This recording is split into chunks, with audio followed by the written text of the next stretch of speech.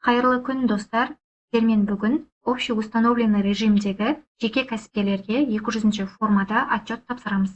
200-ші формалы отчетты ОУР режиміндегі және де розничный налог режиміндегі жеке кәсіпкерлер тапсыратын болады. Яғни, әр 3 ай сайын квартальный отчет тапсырылып отырады. Жылына 4 рет квартальный отчет тапсырылады. Мысалы, бірінші квартал уақыты апрель айының 1 мен май айының 15 аралығында тапсырылады. Осылайша әр квартал сайын, квартальный уақыт сайын отчеттарын тапсырып отырады. Қазір 2025 жыл февраль айы болғандықтан, яғни 2024 жыл 4 квартал уақыты, қазір біз 2024 жыл 4 квартальный отчет тапсырамыз. Ол үшін біз настройки бөліміндегі настройки формаға барамыз. 2024 жылды таңдаймыз. Және де 200-ші форманы таңдаймыз. Осында, егер де сіздерде жеке кәсіпкерлікте қандай да бір доход болса, онда міндетті түрде төлемдерін, әлеуметтік төлемдерді егов порталы арқылы өзіңізге алып аласыз. Өйткені мұнда біз төлемдерді және де налогты көрсетеміз. Және мұнда налоговый период деп тұр. Бұл жерде біз 4-ші квартальный болғандықтан 4 деп көрсетеміз. Келесі вид декларация. Вид декларацияда жеке кәсіпкерлік қай уақытта ашылған, соған мән береміз. Жеке кәсіпкерлік осы 4-ші квартальный отчет уақытында ашылған болса, первоначальный деп көрсетесіздер. Егер де осыдан алдыңғы кварталдарда ашылған болса, онда очередная деп көрсетесіз. Дополнительная деген ол қосымша енгізілетін вид декларация, ал дополнительное по уведомлению, камеральный контроль уведомление келген жағдайда көрсетіледі. Ликвидационная дегеніміз жеке кәсіпкерлікті жабу кезінде көрсетілетін болады. Келесі, Қазақстан азаматы болса, резидент деп көрсетесіздер. Қазақстан азаматы болмаса, не резидент деп көрсетесіздер. Енді мұнда 10-шы жолақта общая численность работников деп тұр. Бұл жерде, егер де сіздерде жеке кәсіпкерлікте жұмысшы болса, енгізесіздер. Бірінші айда сізде қанша жұмысшы болды, екінші айда общий қанша болды, үшінші айда, осылайша барлығына сіздер толықтырулар енгізесіздер. Бұл жеке кәсіпкерлікте ешқандай жұмысшы жоқ, тек өзі, сол себепті 0 қоямыз. Оның төменінде шетелдік азаматтар сіздің жұмысшыларыңыз болса, онда бірінші айында қанша шетел азаматы болды, екінші айында қанша болды, үшінші айында ол мүмкін жұмыстан шығып кетті деген сияқты осы жерге көрсетіп шығамыз.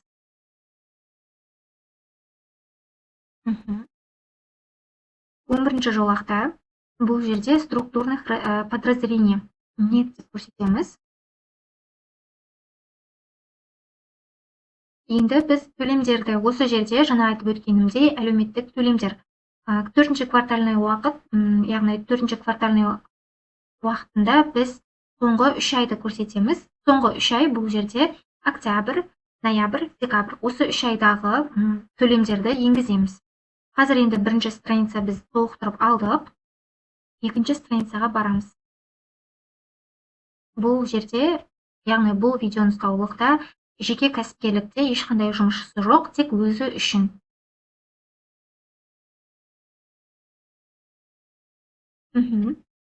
Мұнда біз мән беретін нәрсе жеке кәсіпкерлік өзі үшін отчет тапсыратын кезде свою пользу деген ұяшықтарды толтырады. 204 ұяшығында обязательных пенсионных взносов свою пользу деп тұр. Яғни в свою пользу ол жеке кәсіпкердің өзі үшін енгізіледі. Ал егер де жұмысшылары болса, онда за работников деп енгізеді.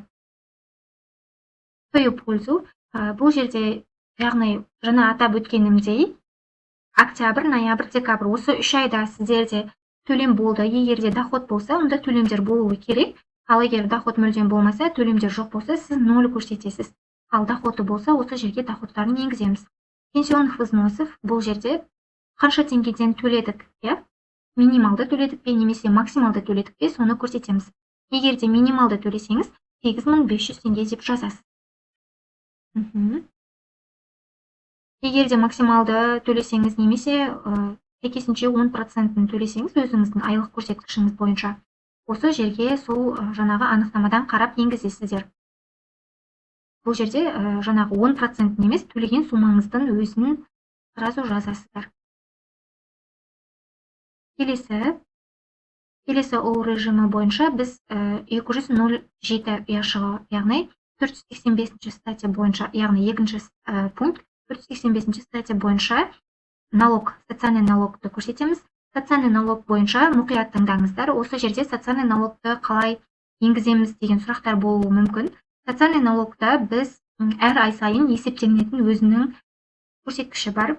Яғни 2 МРП-дан төленген социальный отчисленияның суммасын азайтып тастайсыздар да, қалғанын осында жазасыздар. Яғни 2 МРП-дан 2975 теңгені алып тастайсыз. Немесе максималды төлесеңіз 2 МРП-дан 20825 максималды төлемді азайтып тастайсыз. Қалғанын мұнда енгізесіз. Минималды төлеген жағдайда 4409 теңге шығады. Ал егер де максималды төлесеңіз, тоже 2 МРП-дан максимальный сумманы алып тастайсыз. Яғни ол жағдайда 0 болып кетеді.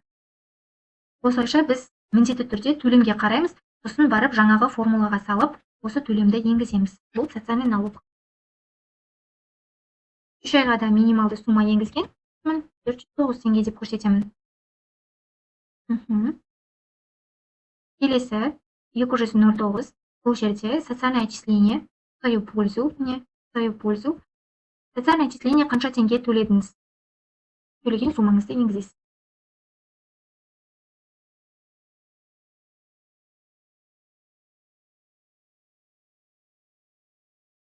Сосын 3-ші страницаға барамыз. 3-ші страницада медициналық сақтандыру төлемдерін көрсетеміз. Ол 200.12 ұяшығында көрсетіледі. Қанша теңге төледіңіз, оны көрсетеміз.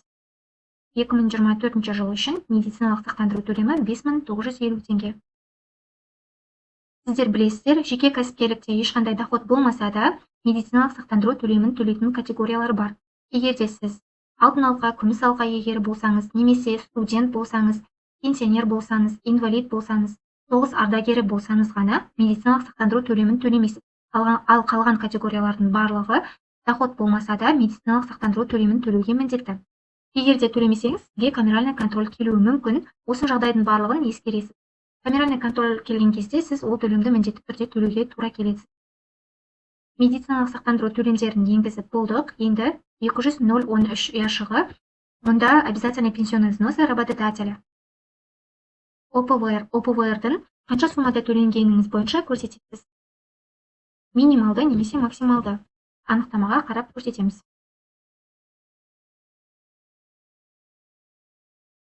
Сосын код органа государственных доходов.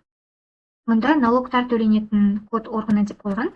Налогтар жеке кәсіпкерлікте төленеді. Яғни жеке кәсіпкерлік қайда орналасқан, сол адрес бойынша көрсетіледі. Ол үшін регистрационный данныйға барамыз. Регистрационный данныйда 9-шы жолақтағы кестеге мән береміз. По месту нахождениені көрсетеміз, яғни 03.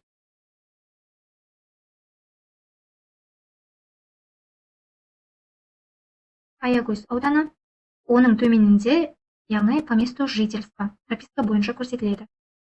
По месту жительства тоже Аягөз ауданы.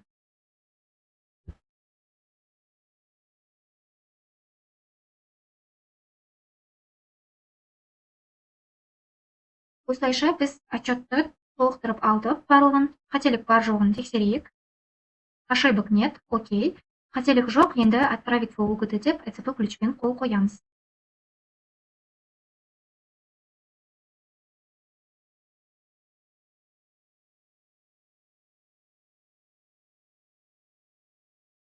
Выбрать.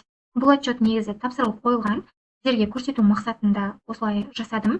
Оны біз тапсырып болғаннан соң журнал форумнан қарай аламыз. Міне, найти. Журнал форумда ол мұнда тұр міне. 2024 жыл 4-ші квартал. Очередная. Ақпарат пайдалы болды деген ойдамын. Лайк, комментарий қалдыруды ұмытпаңыздар. Каналға міндетті түрде тіркеліп алыңыздар. Және де ИП, ЕГОВ, арест, график қызметтер қажет болса, описаниеде номер қалдырамын. Хабарласыңыз.